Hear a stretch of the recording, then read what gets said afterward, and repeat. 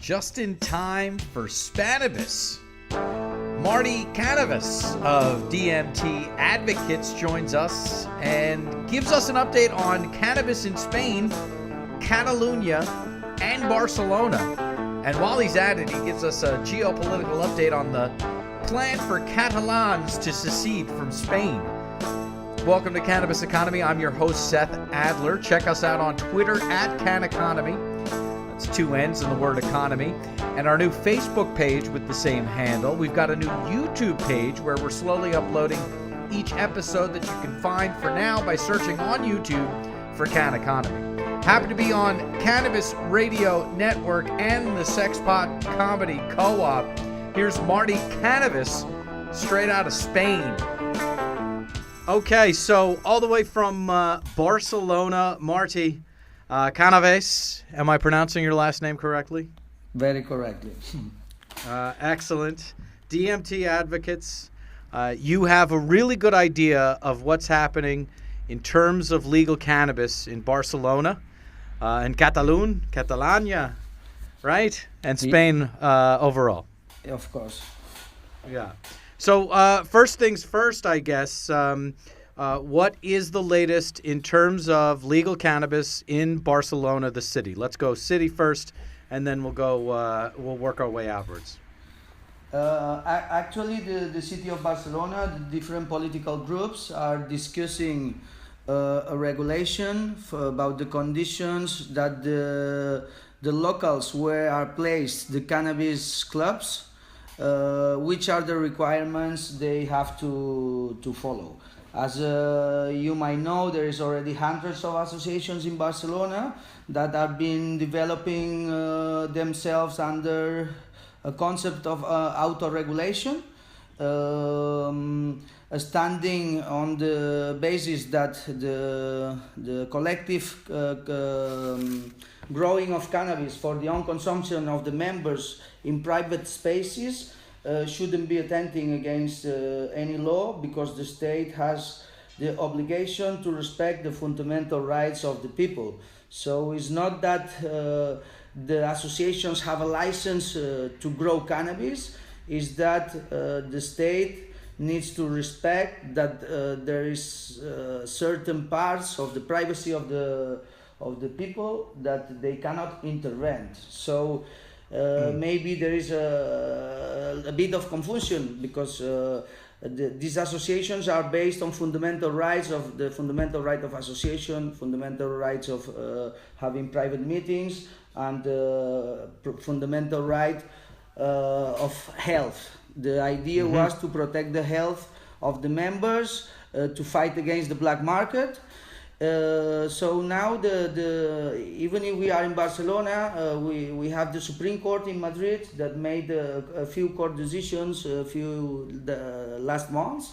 So well, let's hold on those. I want to get to the Supreme Court in Madrid in a moment, but essentially how you're describing the way that it is on the ground in Barcelona is that folks have fundamental rights.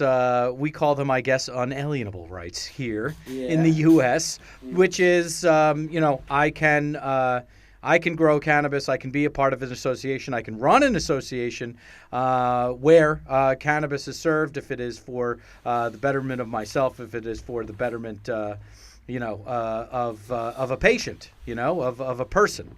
And since there is no law that states that you cannot do this, that is why hundreds of clubs in which are parts of many associations are up and running in Barcelona. Is that fair?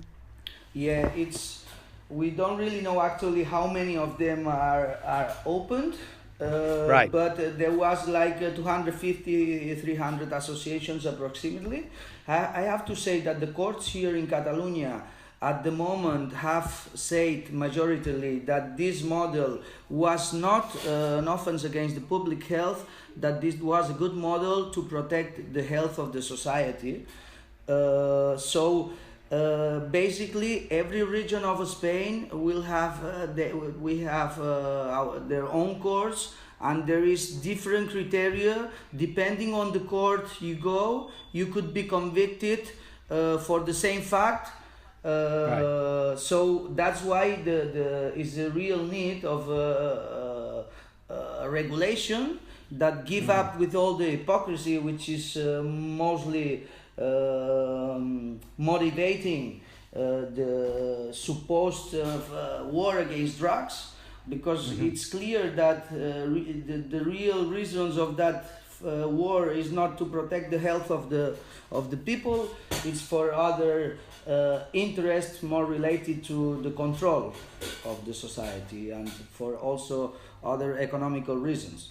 So Right. Well, we could get into that conversation all day, but essentially, the point here is that Barcelona and any jurisdiction for that matter is basically just like Denver or Colorado or Vancouver, in that it is not illegal on the ground. And that is why we're fighting for it to be legal. So now that brings us to that Supreme Court decision in Madrid. What did happen? the Supreme Court of Madrid said that mainly that it's possible to organize associations that auto-provide themselves of cannabis for the consumption of the members, but that the model, the actual model that is implemented could be against the law, because certain ways to do it is creating risks that people that is not belonging to this association may end with cannabis in their hands. We consider that these court decisions may have severe effects, because we are seeing now that the public prosecutor are trying to close a lot of these associations based on these Supreme Court decisions.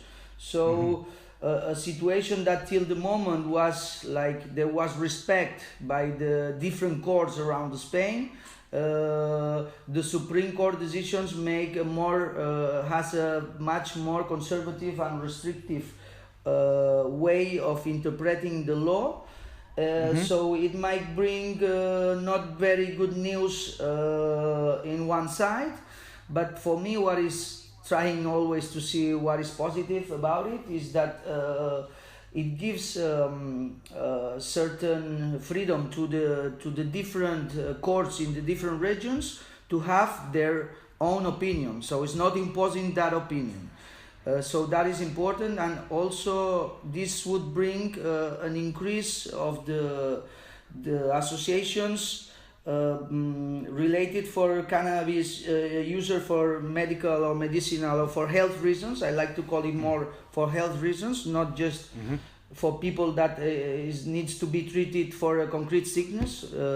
So I think it's very interesting for Spain to have a look about the California model about the medicinal cannabis, because any person that is using cannabis for health reasons may be able to have access to cannabis legally in Spain. It's a question that the doctors really I don't know if they have fear to go into this, but there's a real need that the doctors that cannot prescribe cannabis in a natural way, and is very restricted. The only medicinal cannabis actually we have in Spain is one medicine that is just for hospital use. So it's very important that the doctors in Spain give a stand on, because they are the ones that can certify that there is millions of people that use cannabis, because cannabis gives them some benefits on their health. So I don't like the distinction between medicinal and recreational. I think it's very dangerous, because I think in the end everybody is using cannabis because it gives them something better, to feel better, to have a better life. So Well, that's the point. Everyone is a patient. That's eh, essentially what you're so you're I saying. think it's It's very for the health and interesting for wellness. us to see what you've been doing in California, where is the doctor that is going to decide if this person is able to have access to cannabis. So now the new model that I see after the Supreme Court decision will be only possible that you have access to cannabis if there is previously a doctor that said that you are using cannabis for medicinal reasons. That's what I wanted to say. Totally understood, and that obviously that has worked not only in California, but that's the medical programs have paved the way for the for the recreational or adult use programs that we have in each of the legal states. And so it sounds like you're rounding the corner as far as that's concerned. You guys were always further ahead as far as adult use or recreational is concerned, but to put the same kinds of restrictions on to the cannabis community in Spain that have been put on the United States at least puts us on the same page. Does that is that how you see it? Yeah, I agree with you, and that's why it's interesting to building bridges, not to see because here we did it in the opposite way. No, first it was the recreational, but maybe recreational will end, and it will have to be turned everything into something medicinal in the end. So, and there you through the medicinal, I think in the USA the society was easily convinced that this plant was not so bad as it was mentioned to be, and I think we can learn from both experiences. And now is a moment where I know you have in California this also referendum for the recreational cannabis. Is it in the end of this year? Yes, that's right. Yeah, that will be a ballot measure. Absolutely. So we are expecting a good result on that. It might be very helpful on the cannabis movement worldwide. I believe.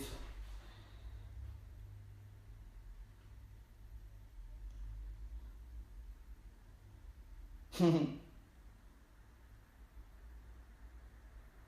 this whole thing. My background, why I became a lawyer. I should start for that point. Do you mean that? Or about Well, the sure. cannabis? I mean, Because where you're obviously from Spain, correct? yeah, I'm from Mallorca. That's where I'm from it's a Mallorca party in town, the right? Balearic Islands, It's a and then I went Mallorca to is a study party when town, I was correct? 18 to Barcelona to study law, and I always wanted to be a lawyer because I felt the personal need to know about law, because to protect myself of a society which I think it's very needed that the people is informed about their rights. No, so that was one of the reasons why I became a lawyer, and also I've been a cannabis user since I'm 14-year-old, and it was also one of my goals to try to do something for the rights of the people that are just criminalized just to use this plant. No? So as I had all my friends in this world, easily when you start to be a lawyer, you never decide what is the work you are going to do, depending on the people that is coming to look for you. So I specialized on criminal law, which is what I like. I'm not just doing cannabis, I'm more like to say on human rights, because the cannabis is not a question of cannabis. We could be we could be talking about any other substances. There's many interesting substances that are declared illegal, and it's a question of freedom, and that's why I come into this cannabis movement, and then with associations and with Cáñamo, the magazine, with many friends, is always trying to find the holes in the law, or to find the ways to convince, or to find the ways to change the the mentality of the society, which in the end is the ones that have the power on their hands. That's right. Society has to Even if they be don't in a know. certain place for anything to happen. I would imagine that's true all over the world. You had mentioned human rights. What was it that initially called you to wanting to service human rights, so to speak? I don't know. I should ask the education I've been receiving, maybe. Human rights, also the rights of the plants and the rights of the animals. Most of the time we are, when we talk about human rights, also we forget about the rights of the nature. But I don't know. I was educated on that way. Maybe on not a Catholic way, but Christian, and I think this is everyone has a goal to obligation with others. No, we are no one without the other. Without the other people. I don't know if you are coming into a very philosophical speaking. I don't know if that's what you were asking me. No, I absolutely was what I was asking you. And, from that we can understand what your philosophy is, what your basis of reason is, and, kind of what drives you. As far as this Supreme Court decision, you and I have known each other for now over a year. It's been a while since we've seen each other. It doesn't sound like you see this as a setback. In other words, if this Madrid Supreme Court decision had happened 1 year ago, I do think that the cannabis community, the cannabis culture in Barcelona would have seen this as a setback, and they might. It doesn't seem like you do see it as a setback. You see this as a pathway forward. Am I reading your comments correctly? Yeah, I think it's correct. This is not something that was unexpected, because the Supreme Court is also saying the politicians, hey, there is a social demand for regulation. You cannot give to the justice, pass the justice the responsibility that you as politicians have and never want to assume. It's years and years, but in Spain, it's very common that they say when they are gonna be elected that they are gonna do something, but then when they are elected, they don't give a shit about what they said, and they do another thing, or they say no, this is not a priority, and everybody's now. Most of the political parties like to get selfies with the cannabis and like to, but then in the end, when they are there, we see this is a demand which is never resolved. So the Supreme Court is like saying the politicians, they have to make a regulation, because the court is not the one that is making the law. That is not the court that has to say what is possible to be done through the associations and what is not possible. And let me go back to Barcelona. Remember we were starting the legal initiative, the Green Rose, that it was a few days after you made your event here in Barcelona for the cannabis economy. We were starting with the initiative of getting 50,000 signatures for a law that is going to regulate the cannabis associations in Catalonia. So for Catalonia, this Supreme Court decision is nothing that is going to affect very much if this new law is going to be approved. We joined the signatures needed, so this will have to be discussed in the parliament. And all the political parties, like 80% of the parliament, already said that they support the law. It doesn't mean that they accept everything like it is written. Of course, Now we will have to be a few months in commissions and discussing whether it's normally going to be something changed, but this is the law that we are proposing from the civil society, from the Civil Observatory of Drug Policies that we are based here in Barcelona, and we are going to fight for trying this law to be approved with the less changes possible. Okay, and how is it being received, both parliamentary and community-wide? It's been very, very well received, and even if we this campaign we didn't have really much funds to do it, because we did it very fast in a moment that we saw that this Supreme Court decision was nearly to come, and that we were expecting not good news.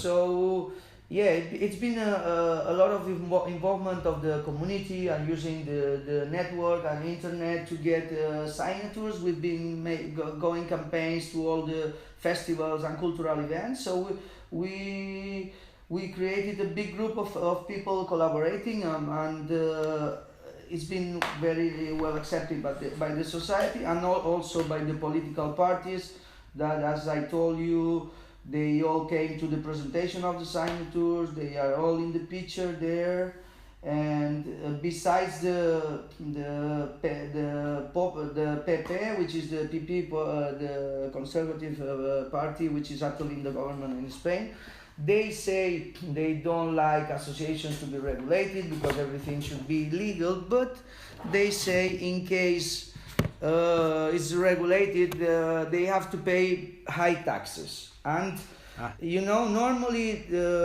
they say something in public and they do something opposite in private sometimes, not all of them. But in this case, I can say that the cannabis associations are paying VAT for years.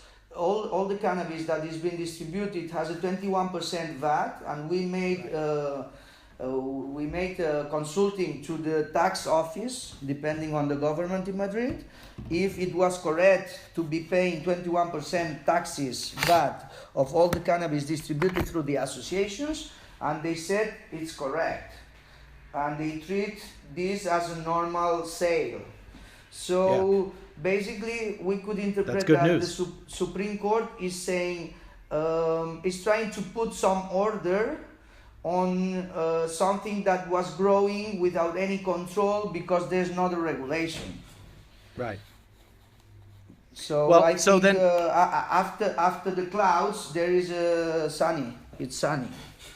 No, absolutely. It is all, pointing in the direction of the fact that patients are going to be able to get cannabis, and in your case, they're going to continue to be able to get cannabis based on the fact that the commerce, they're recognizing commerce and they are recognizing the tax, so it's perfect. Let's take a step back and go ahead, Marty. No.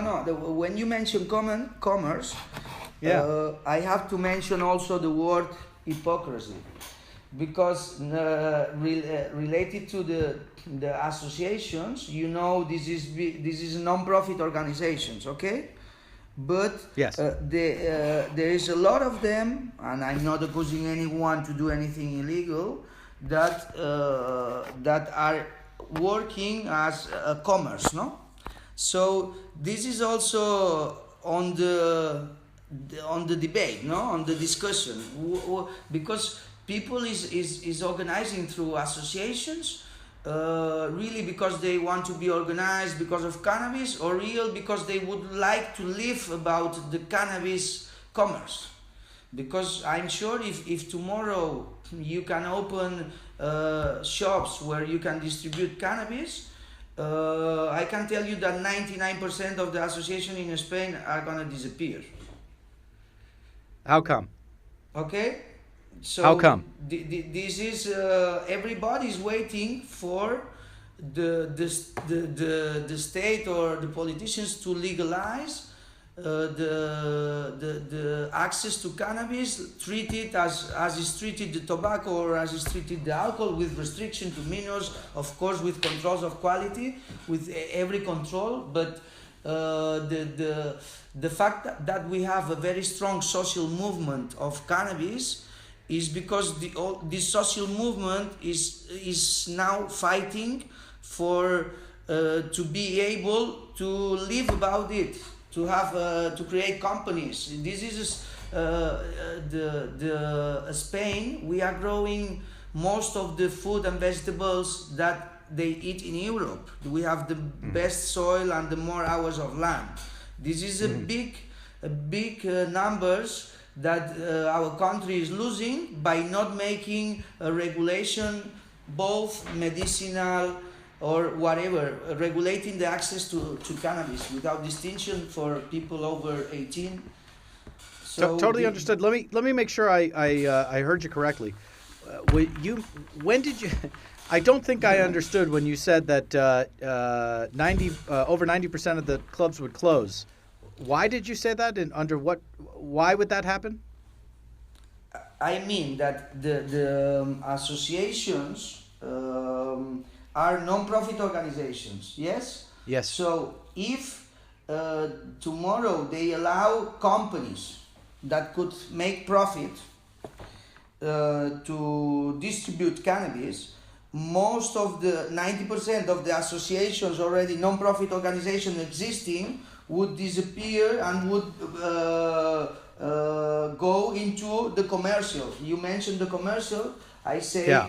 In the USA you are much more open on that base. Here it's a lot of how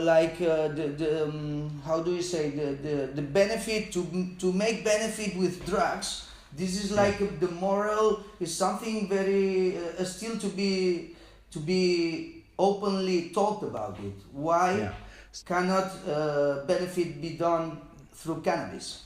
So while there is that 21% tax, we need to figure out, as we establish the cannabis economy, if you will, in Spain, how to ensure that nonprofit, flavor, if you will, that nonprofit structure stays in place. Is that fair?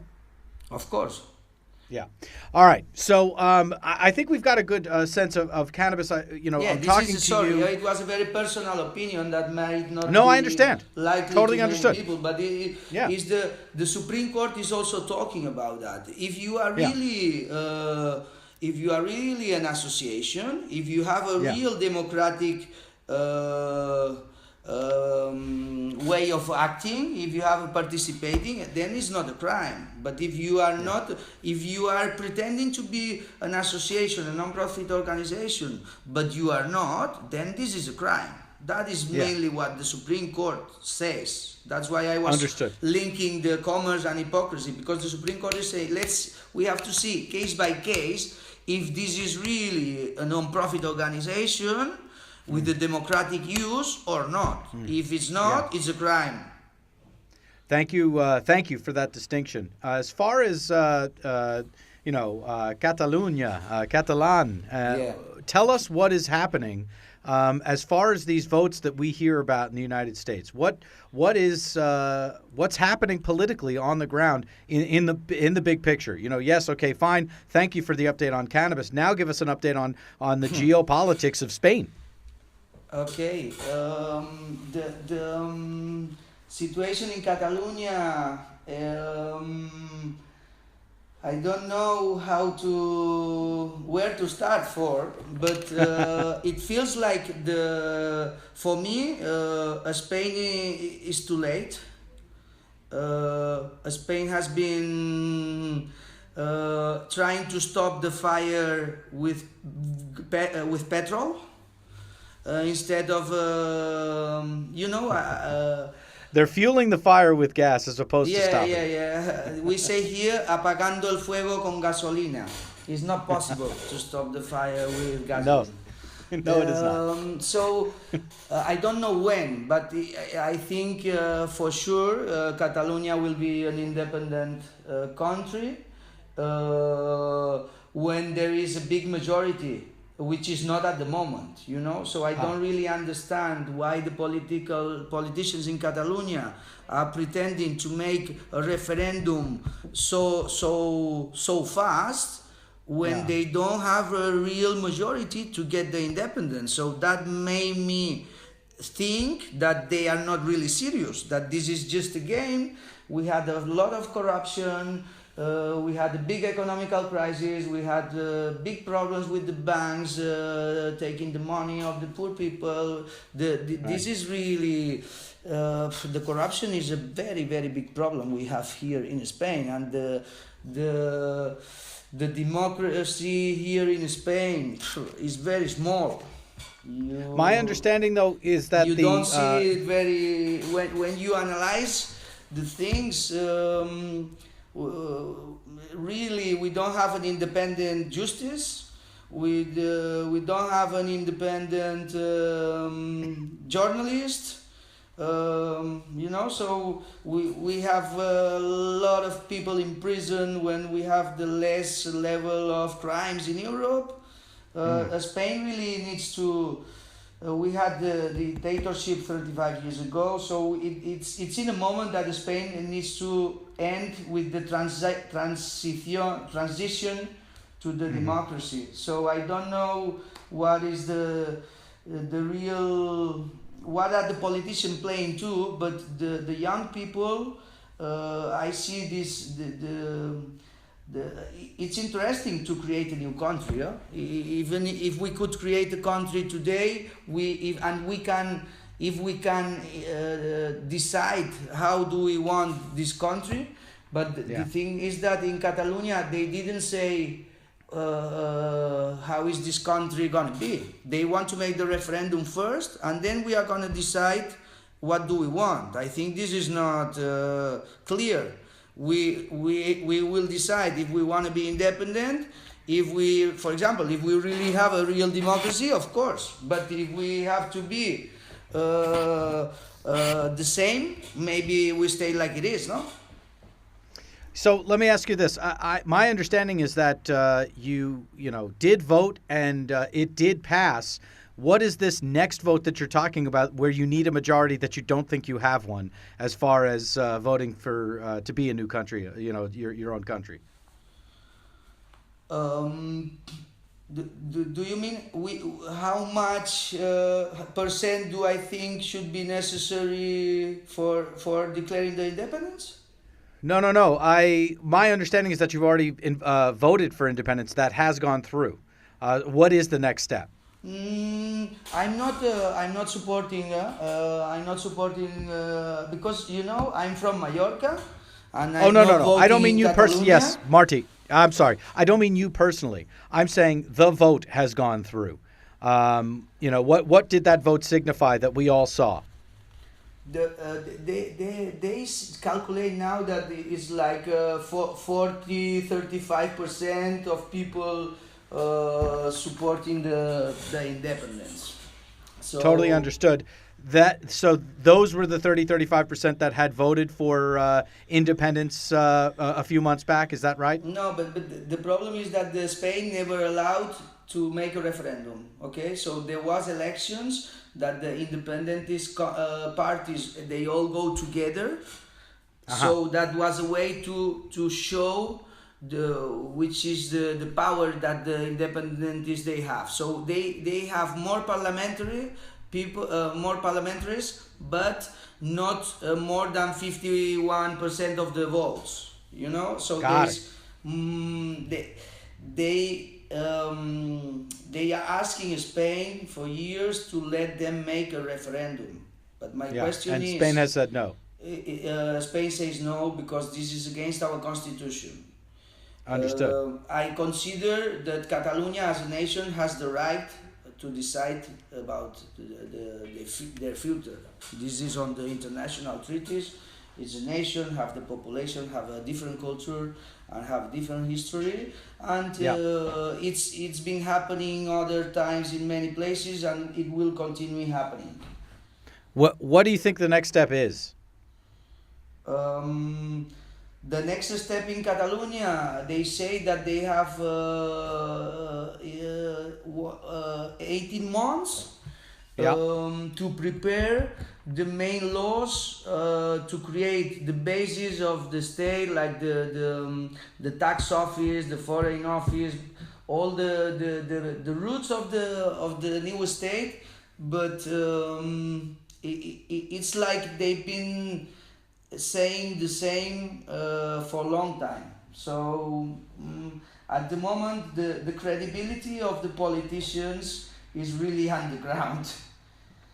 So, is it safe to say that the state of legal cannabis in Barcelona is in better shape than the secession plan for Catalonia? Yeah, of course. Yeah, there you go. All right. Cannabis will keep us together. Well, sure. No, Barcelona now with the new mayor, with Ada Colau, Yeah. it was supposed to be much better. But what I can say is that they are following the same politics that the previous mayor had when they were in the campaign, saying they were gonna change what the previous mayor did, and they didn't do it. That's what I can say. I see what you're saying. Okay, and you're kind of referencing that earlier. All right, so final three questions. I'll tell you what the final three questions are, and then I'll ask you in order. What has most surprised you in cannabis? What has most surprised you in life? And on the soundtrack of your life, Marti, what is one track? What is one song that's got to be on there? So first things first, what has most surprised you in cannabis? The hypocrisy of the society. Such a positive outlook, Marti. I've been hypocrite now. What's that now? No, I was joking. Send me the next question. The next question is, what has most surprised you in life? To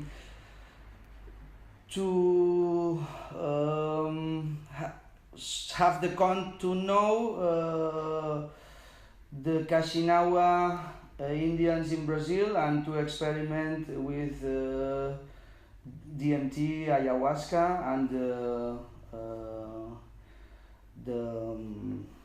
the frog.